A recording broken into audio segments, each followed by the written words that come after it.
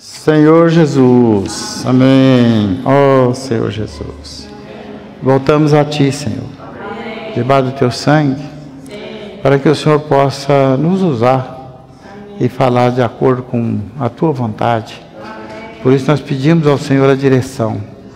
Não queremos ser individualistas, mas sermos um corporativo, onde todos tenham a mesma intenção, o mesmo desejo de ouvir o Senhor e crendo na Tua palavra, que a única verdade que nós temos é a Tua palavra. Por isso o Senhor nos perdoa, Senhor. Muda a nossa sorte. Precisamos ter o Senhor como centro, todo o nosso viver. Por isso, Senhor, sonda o nosso coração, tira as impurezas, tudo aquilo que pode estar perturbando nossos pensamentos, nossas atitudes, para que o Senhor possa reinar em cada um de nós. Louvado seja o Teu nome, Senhor Jesus. Ó Senhor Jesus. Irmãos, nesses últimos dias nós temos falado sobre a restauração, né? A restauração da terra. É uma palavra que nós, quando lemos na Bíblia, ali de Gênesis, capítulo 1, do 20... Não, começa, né? O Senhor fez do versículo 3.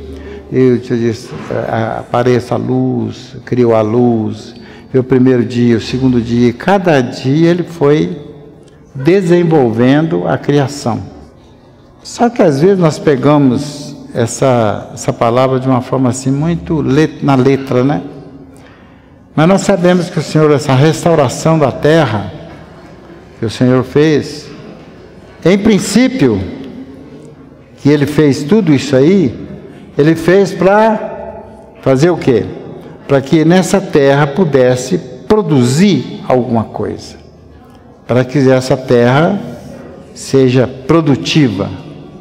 É o que Deus fez. Então eu separei alguns versículos, não vamos ler Gênesis não, porque é uma leitura que todos conhecem, mas eu gostaria de lermos, porque o produto dessa plantação nessa terra, tudo que Deus fez nessa terra, era para que Ele, no fim da história, no fim da nossa existência, no fim da vontade dEle, chegássemos a Ele ter um produto dessa terra. Na verdade, a terra que Ele queria plantar Ele mesmo era nós, não é isso? Então, em Atos, capítulo 1, Senhor Jesus, Senhor Jesus. O que acontece? Quando Deus separou o povo de Israel e fez muita coisa na vida deles, e falou com eles que eles teriam um reino aqui na terra, eles sempre ficaram preocupados com esse governo de Deus neles.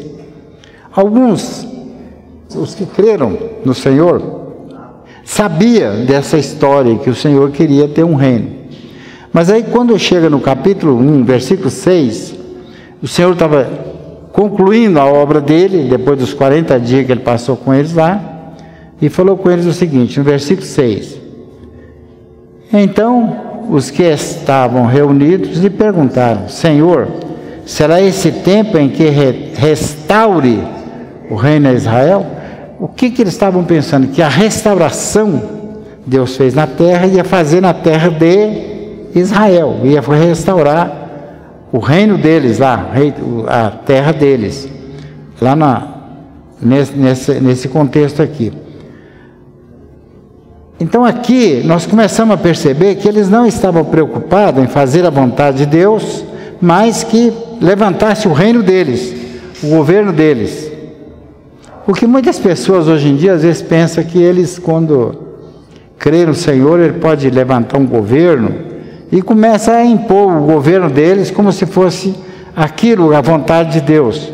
Mas a vontade de Deus é o reino de Deus, não é o reino nosso, do homem.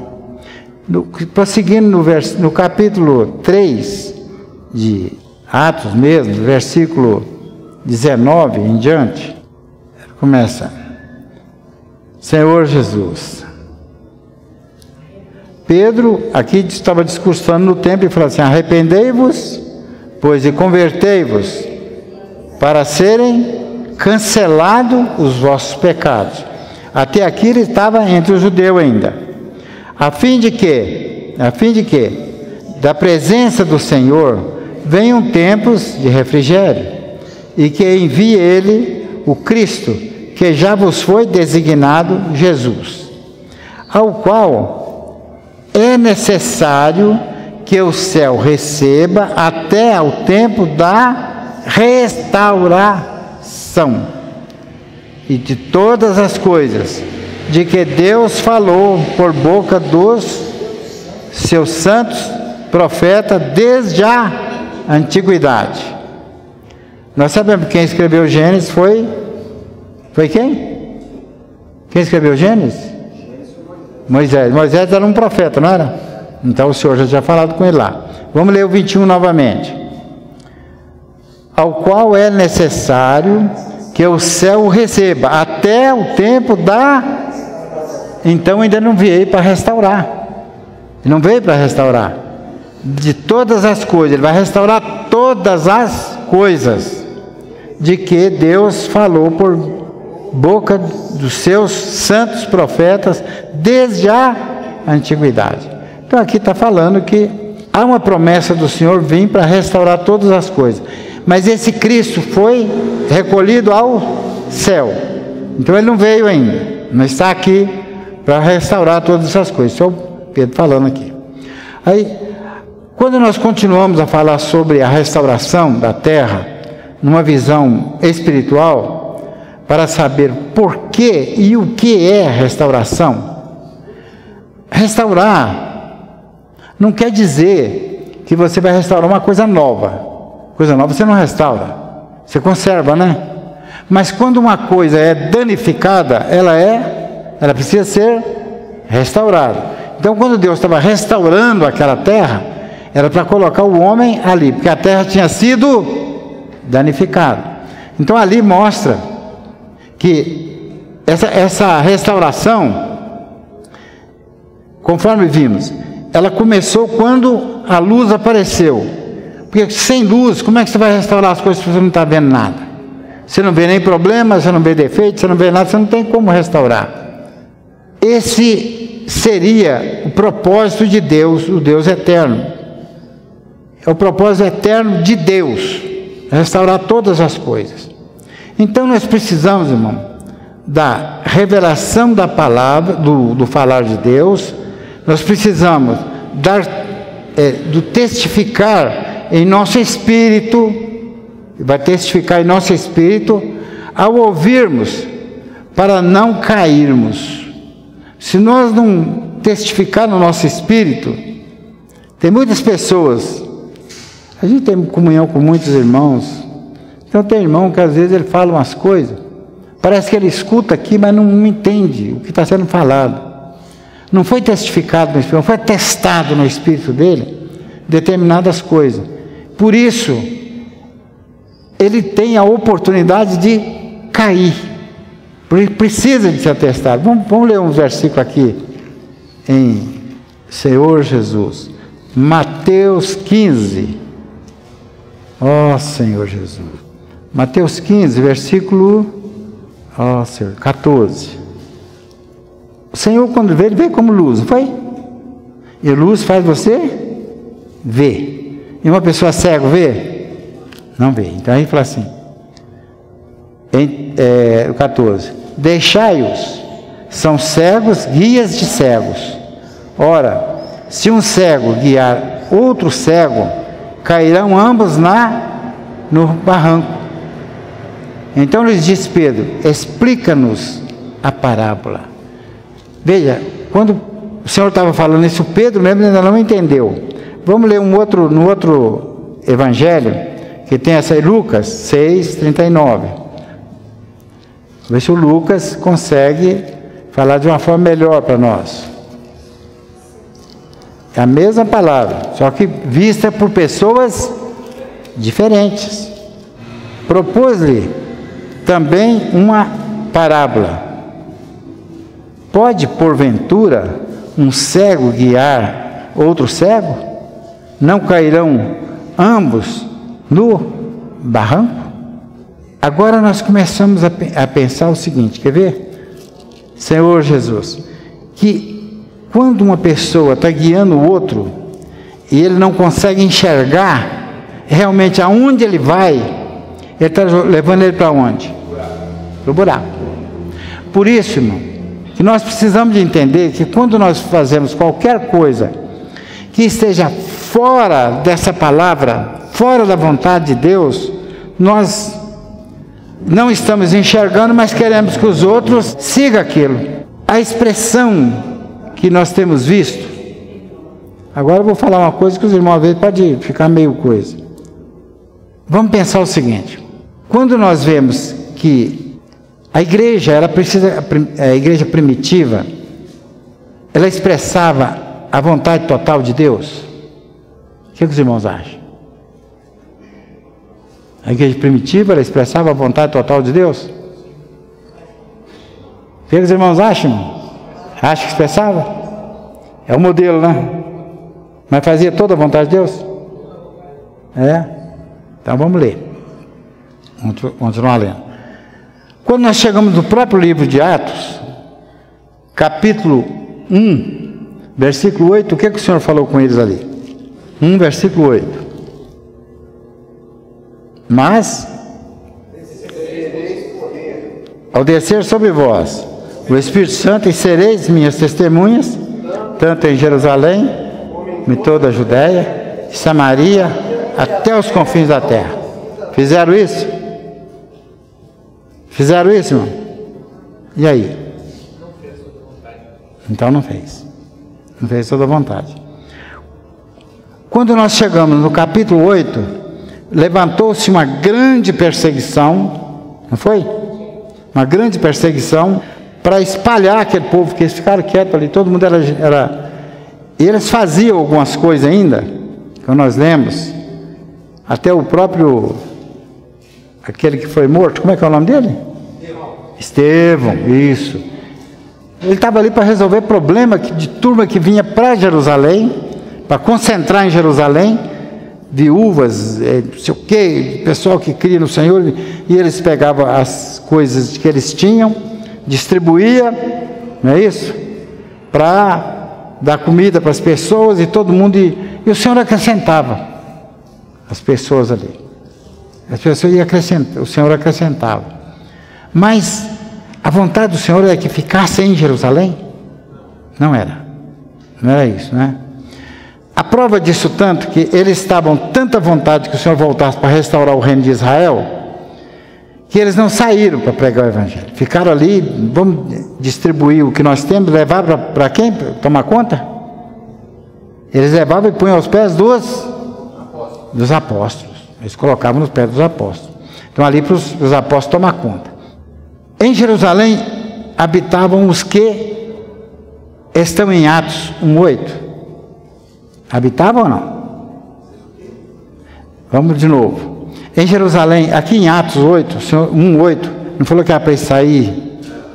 Então ali estavam os apóstolos que o Senhor tinha falado com eles, não estava? E eles estavam onde? Em Jerusalém. Então ali em Jerusalém. Então em Jerusalém habitavam os que não aceitaram o Senhor também. Ou aceitaram? Irmão, vamos falar de restauração, estamos chegando na questão da restauração. Vamos lá. Eles aceitaram o Senhor? Todos aceitaram? Não. Os apóstolos que aceitaram, não era? Ali havia muitos crentes e tal, mas os que não aceitaram o Senhor também estavam lá. Não estavam? Senhor Jesus. Eles não aceitaram o Senhor. O mais visível disso foi o que aconteceu em Mateus. Vamos ler Mateus 27. Senhor Jesus. Mateus 27, versículo 1. Ao romper do dia, todos os principais sacerdotes e os anciões do povo entraram em conselho contra Jesus para matar ele. Então, em Jerusalém estava todo mundo, e eles ali no meio, os apóstolos ali. Nós sabemos que os apóstolos amavam muito Jerusalém. Eles gostavam muito daquele lugar ali. Eles gostavam tanto que um dia, quando eles saíam Vamos ver mais uma coisa. Volta aqui um pouquinho na Bíblia, capítulo 23, 39. Aqui já vamos falar dos apóstolos, hein? Dos discípulos que estavam com o Senhor. 23, 39. Não, Mateus. Declaro-vos, pois, que desde agora já não me vereis até que venha dizer: bendito o que vem em nome do Senhor. O Senhor desistiu. O Senhor desistiu vocês não vão me ver mais. Eu vou ter que ir embora daqui.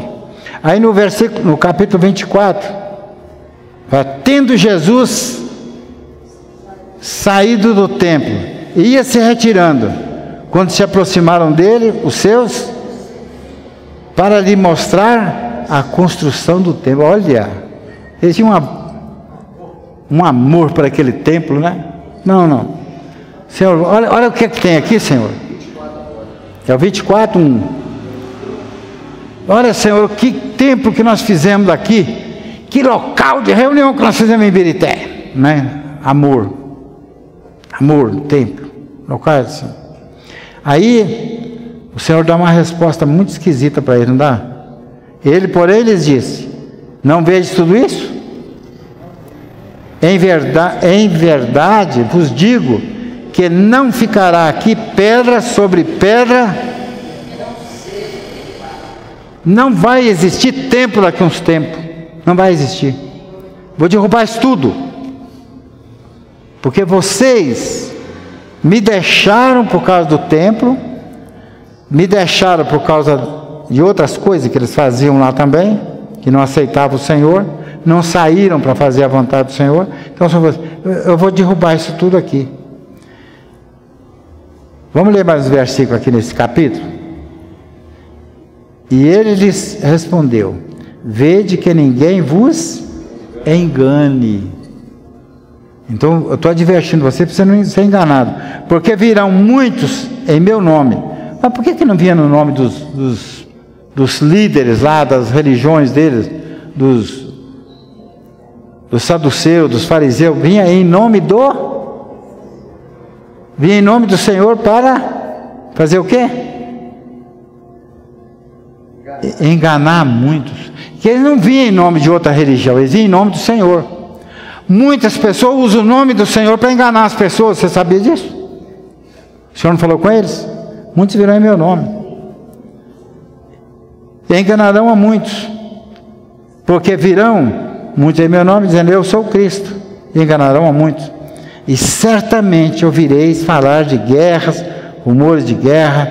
Vede que não vos assusteis, porque é necessário assim acontecer, mas ainda não é o fim. Bom, agora nós chegamos a uma situação seguinte. O Senhor afirmou que haveria um fim para aquilo que eles estavam valorizando. Vamos ler um versículo aí em Gálatas. Gálatas 5. Gálatas 5, capítulo 5, versículo 7 em diante. Aí fala assim: vós corris bem.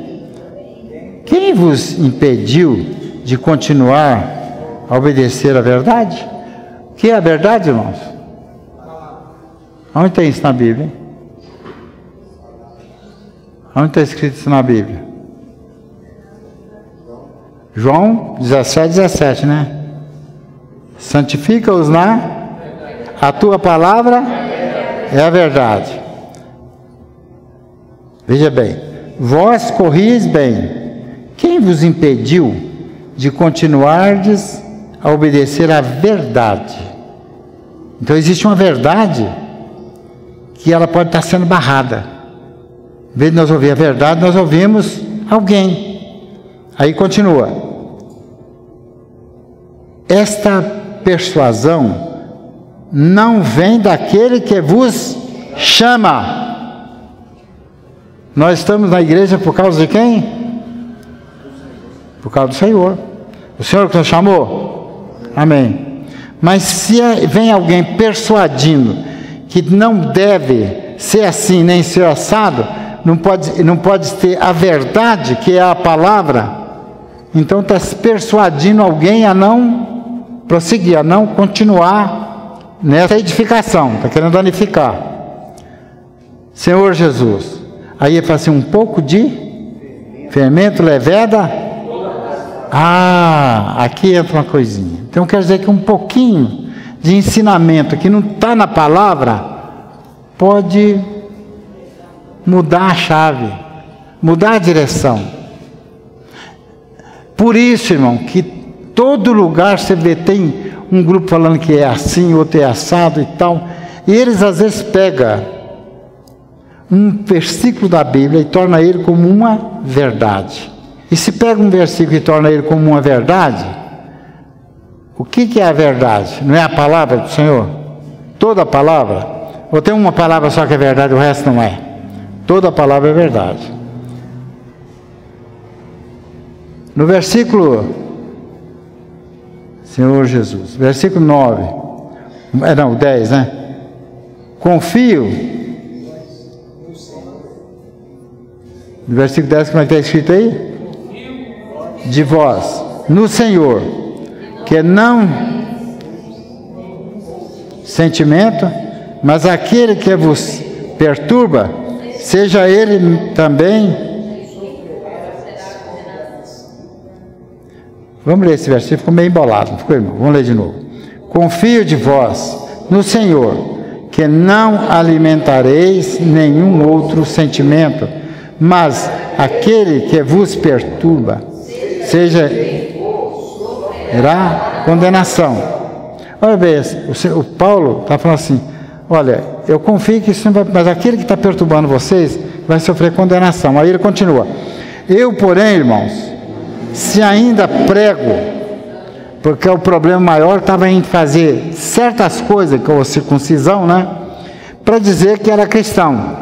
Aí ele continua, eu porém, irmãos, se ainda prego a circuncisão, porque continuo sendo perseguido, logo está desfeito o escândalo da cruz. Que se eu pregasse a circuncisão, eu não seria perseguido. Mas se eu estou sendo perseguido, porque eu não prego a circuncisão.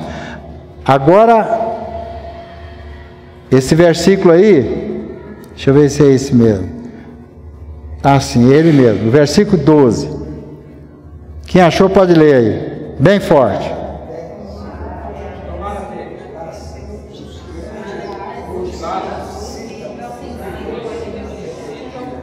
Os irmãos entenderam esse versículo? Os irmãos homens entenderam esse versículo? Sério isso aí, né? Se as irmãs não entenderam, pode perguntar. Senhor Jesus. Não, aqui não. Veja o que ele está falando aqui. Mutilar, irmão, é cortar fora.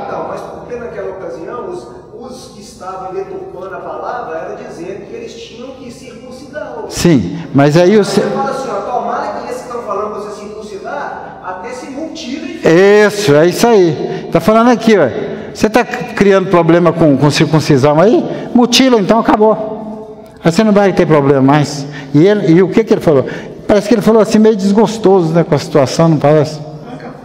Arranca fora, é isso mesmo. Já que você está com tanto problema que você quer salvar, corta fora, acabou. É, isso aí. Você vê como é que as coisas, irmão, são tão...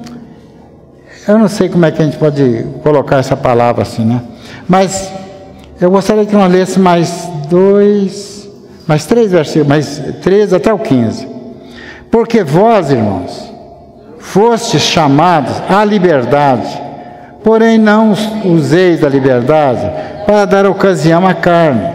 Sede antes servos uns dos outros, pelo amor, servos uns dos outros. Irmão, eu não posso querer mandar em ninguém, nem ninguém querer mandar em mim. Nós somos livres, nós somos chamados à liberdade. Você não é obrigado a fazer nada, mas também você tem a liberdade de ir embora, de fazer o que você quer. Na verdade, aqui está dizendo o seguinte: A obrigação que você tem foi chamada a liberdade para servir o Senhor, para seguir o Senhor e para não seguir também. Entendeu? Aí ele continua. Por quê? Toda a lei se cumpre em um só preceito, a saber, amarás o teu próximo como a ti mesmo. Amarás o teu próximo como? Então, se você não quer mal para você, não fica querendo que os outros façam aquilo que você não faz, que você não quer fazer. Senhor Jesus, tem um versículo lá em Mateus 23, 3, que ele fala o seguinte: fazei tudo o que eles falam, menos o que eles fazem. Então, às vezes, tem pessoas que gostam de mandar muito, mas ele não faz nada. Ele gosta de mandar, mas não faz nada. Se vós, porém, vos mordeis e devorais uns aos outros, vede que não sejais igual, sejais mutuamente destruídos. Por que acontece que a igreja fica esfacelando? Porque muitos irmãos acham que ele tem razão, o outro não tem, vira aquela confusão. Chega, ofende o outro, não, tem que fazer assim, porque o outro mandou, e vira aquela confusão toda. Senhor Jesus, então, irmão, a nossa preparação para falar de Deus, para pregar o Evangelho, ela precisa vir do Espírito.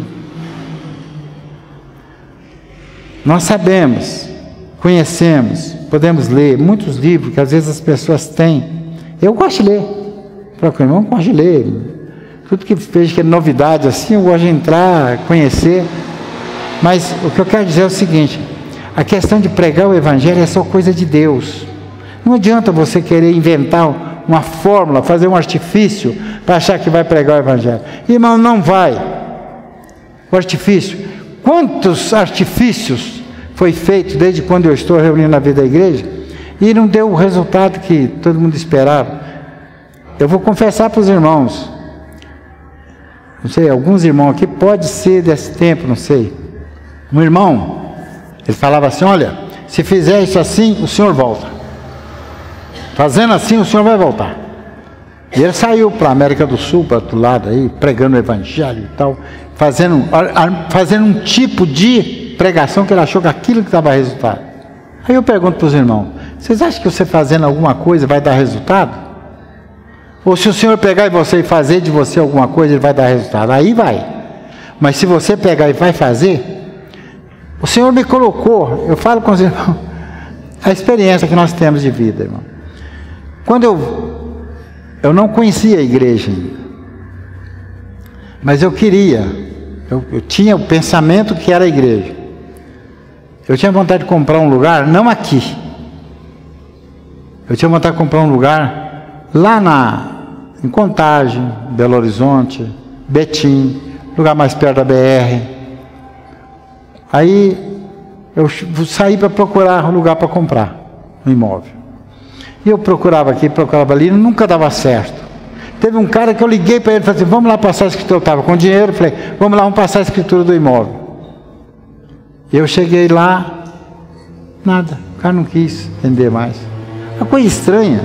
Pensei: o que é isso? O cara quer vender, mas eu estou com dinheiro e não vende? Aí um dia eu cheguei ali o Ney vai conhecer, um tal de Cristalino, você conheceu, Ney? Ele era um corretor de imóvel. Hã? Pois é, eu cheguei lá na casa dele, na imobiliária dele, tinha um rapaz lá que falou comigo assim: olha, eu tenho um imóvel. Olha como é que ele falou comigo. Uma coisa totalmente diferente. Você olhando de fora, você não vai gostar. Mas quando você entrar nele, você vai ver que aquele imóvel é o seu. Assim, é engraçado, sabe? Por que esse cara está falando assim? Aí eu cheguei lá na rua. A casa parecia que era meio abandonada, cheia de capim do lado de fora. Aqueles negócios. Quando eu entrei, aí eu liguei para a Lia, falei: Lia, vem cá para você ver se você gostou. Ela falou: não, é isso aqui, está ótimo. E lá eu estou até hoje. Mas aonde que eu estou? É em Birité. Aí eu conheci a igreja. Irmão, Deus coloca ele, você onde você quer, mas eu não queria, eu particularmente não queria, não. Eu falei: não, vou morar nessa rua. Era uma rua cheia de pedra, era paralelepípedo ali, ruim de subir carro. Falei, não gostei mesmo. Mas quando eu entrei na casa, era essa aí. Fechou o negócio na hora, acabou. Estou lá até hoje, graças a Deus. Achei oportunidade para mudar para outro, mas não deu certo. Então Deus coloca você onde Ele quer, não onde você quer. Você pode escolher para você um plano ideal. É bom pedir muito ao Senhor para Ele colocar você onde Ele quer, tá? E para Ele fazer a vontade dEle. Então, essa maneira de Deus conduzir a gente, Ele conduz para Ele, não é para você não, irmão. Todos os desafios, todos os problemas que eu já enfrentei na vida, não foi porque eu queria, não. Eu enfrentei problemas de morte, de toda a situação. Não é porque eu queria, não. É porque Deus conduziu assim. Eu estou aqui. Está vendo? Então hoje nós temos que agradecer a Deus por tudo que Ele tem feito. Porque Ele quer edificar a igreja dEle. Ou Ele chegou o tempo dEle restaurar a igreja dEle. Depois eu vou falar disso talvez amanhã. Mas quando que Ele chegou esse tempo? Ele chegou nessa ocasião agora. Porque Ele gastou quantos dias lá para criar o homem, até chegar no homem? Quanto tempo? 6 dias. Quantos? 6. 6 dias, não foi? Se Ele gastou 6 dias, nós estamos entrando findando o 6º milênio agora, depois que Ele criou o homem. Então se está findando o 6º, está entrando no 7º. Então nos últimos dias, nas últimas horas do 6º dia, Ele criou o homem de acordo com a vontade dEle, que tenha a imagem e a semelhança dEle. Senhor Jesus. E isso aí, irmão, é o que me deixa impressionado. Porque se nós chegamos agora e está vencendo essa época, é porque a igreja agora está sendo edificada para o Senhor. Senhor Jesus. Então a nossa pregação nossa maneira, preparação para pregarmos o Evangelho, irmão, precisa vir do Espírito. Caso contrário, é teoria artificial. Eu conheço muita gente que estuda, fez tanta coisa. Lá perto de casa tem uma turma de pessoas que fez teologia, fez tanta coisa lá. Você vai conversar coisas da palavra? Não está não. Outro dia um deles mesmo surtou, queria suicidar. Um desses, né? Ele tinha um conhecimento muito grande que estava querendo suicidar. Um rapaz novo ainda. Surtou de uma hora para outra. Isso não é difícil acontecer, mas ainda porque ele está baseado no que ele conhece, no que ele sabe, é o que ele não achou uma resposta. Você fala com ele da palavra, ele pergunta assim, mas você lê a Bíblia, quantas vezes você lê a Bíblia? Eu falei, eu nunca li a Bíblia inteira assim, pegar a Bíblia e ler ela toda. Mas eu sei toda a história que tem na Bíblia. Sei que chegou até em mim. Isso eu sei. Então isso aí, irmão, não cria artifício. Se você criar artifício, vai ser um problema. Quando estamos seguindo o Senhor, Ele nos orienta no momento certo. Ele não deixa você de qualquer jeito, não. Quer ver? Vamos ler mais um versículo aí. Mateus 10, 19. Acho que é isso mesmo. Senhor Jesus. A maneira que o Senhor nos orientou para pregar o Evangelho. Olha que coisa. É bem diferente do que nós aprendemos, né? E quando vos entregarem, não cuideis em como ou o que haveis de falar, porque naquela hora vos será concedido o que haveis de dizer. Aí nós pegamos e falamos assim, não, nós temos que ler, fazer tanta coisa para pregar o Evangelho. O Senhor falou assim, não, na hora, você não precisa ficar preocupado, quem vai falar em você sou eu. Vocês sabem que tem um versículo que fala que nós somos morada de Deus? Tem ou não tem? Tem um versículo que fala que nós somos morada de Deus. Se nós somos morada de Deus, quem fala em nós é Deus. Não é isso? É só você deixar ele falar, não entrar na frente. Igual o Neiva estava compartilhando que tem. Você pode querer servir a Deus na sua alma, na sua maneira de ser, né? Senhor Jesus. Então isso aqui é uma maneira. Mas não é só lá que fala, não. Eu acho que Marcos 13, 11 também fala. É isso mesmo. Vamos ver lá, irmão. Deixa eu ver se é 13, 11. Esse aqui. Aqui já está falando do próprio judeu, né? Que eles estavam preocupados, né? Mas isso aqui serve para nós. Quando, pois, vos levarem e vos entregarem, não vos preocupeis com o que haveis de dizer, mas o que vos for concedido naquela hora, isso falai, porque não sois vós o que falais, mas o Espírito Santo. Quando você abre a boca, não é você que fala, é o Senhor que fala. Isso é o que tem que acontecer conosco. Ele já falou para os judeus que eles iam ser entregues à morte por causa disso. Agora vocês imaginam, aqui nós vemos até Lucas também, quer dizer, os 3 evangelhos que falam sobre o viver humano, falam exatamente disso aqui. Lucas 12, 11 e 12. Não, Lucas.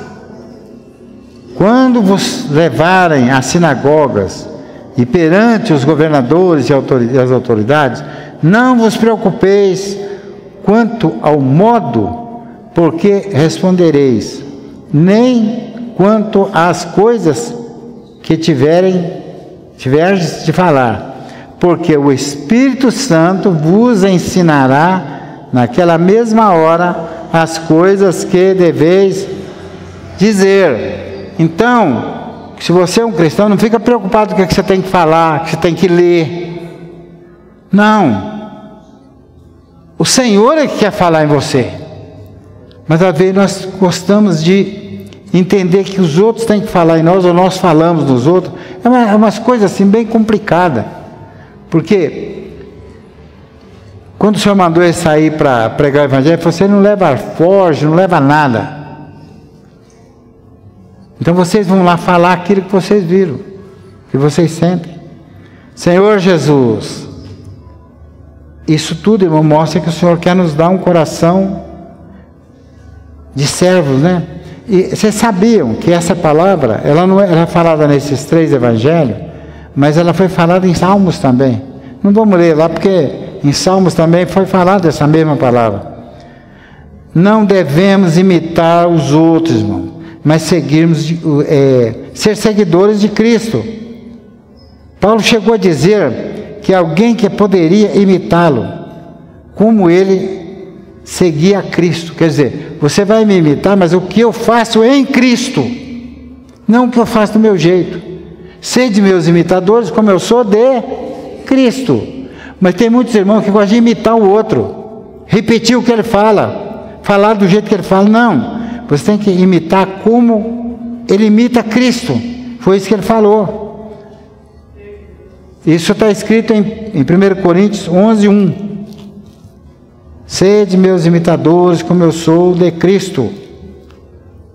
Esse aqui, Cristo, é o modelo original. Jesus, em João 17, é muito bom esse livro aqui, viu? Em João 17, Senhor Jesus, a partir do versículo 11, tem uma sintonia muito boa para nós aqui, tá? João 17, versículo 11 e 12. Já não estou no mundo, amém? Já não estou no mundo, mas eles continuam no mundo, ao passo que eu vou para junto de ti. Pai Santo, guarda-os em teu nome que me deste, para que sejam um, assim como nós. 12. Quando eu estava com eles, guardava-os no teu nome, que me deste, e protegia-os, e nenhum deles se perdeu, exceto os filhos da perdição, para se cumprir. Agora veja só que coisa, vamos ver se nós entendemos isso aqui. Guarda-os em teu nome. Como é que fala aí o resto? O nome que? Qual o nome que foi dado para ele? Jesus, não é isso? Quando Pedro estava afogando, ele gritou: salva-me, Senhor. É o Senhor Jesus, né? Estava falando lá.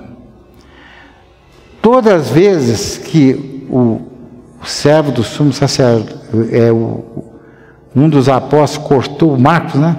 Cortou a orelha ele pegou, colou, para não ter problema com o ajudante dele lá.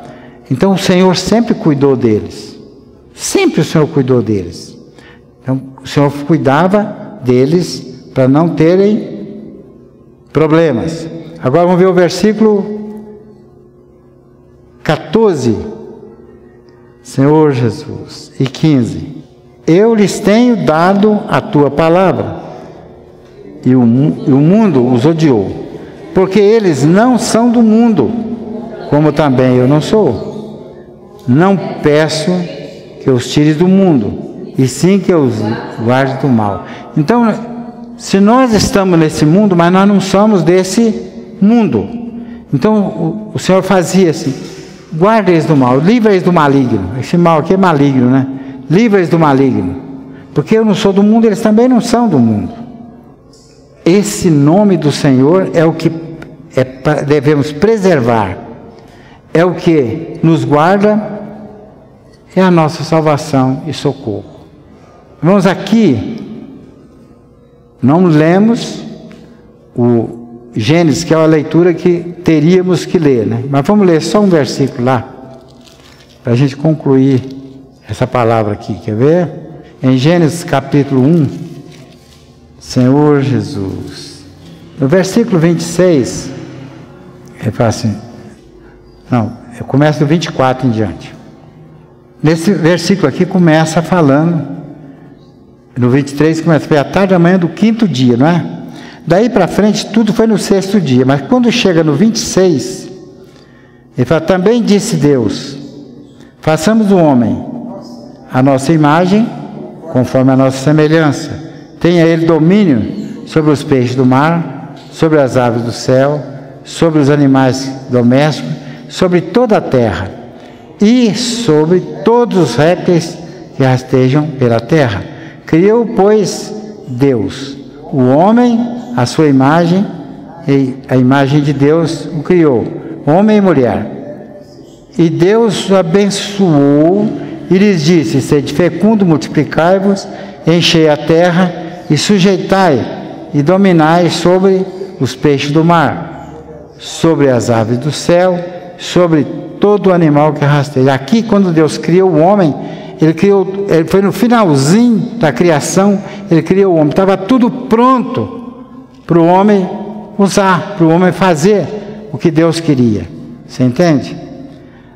No versículo, Senhor Jesus, aqui no capítulo 2, versículo 1, ele fala assim, assim, pois, foram acabados os céus e a terra, e todo o seu exército, e havendo Deus terminado no dia 7º sua obra que fizera, descansou nesse dia e de toda a sua obra que tinha feito. Hoje nós sabemos que a obra de Deus, hoje, quando eles perguntaram, Senhor, como é que nós vamos fazer? O que é fazer a obra de Deus? Como é fazer a obra de Deus? Você lembra o que Jesus respondeu? Lembram? Não? Quando eles perguntaram, Senhor, como é que eu vou fazer a sua obra de Deus? A obra de Deus é que creiais naquele que Ele enviou. Então, irmão, aqui quando o Senhor pede o Senhor descansar, quando chega o grupo de pessoas que crê nele para concluir essa vontade dele, esse corpo que Ele quer edificar na terra, terminou a obra do Senhor. A obra do Senhor para Ele dar descanso. Mas que dia mesmo que Ele descansou? O 7º. No milênio. Jesus é o Senhor.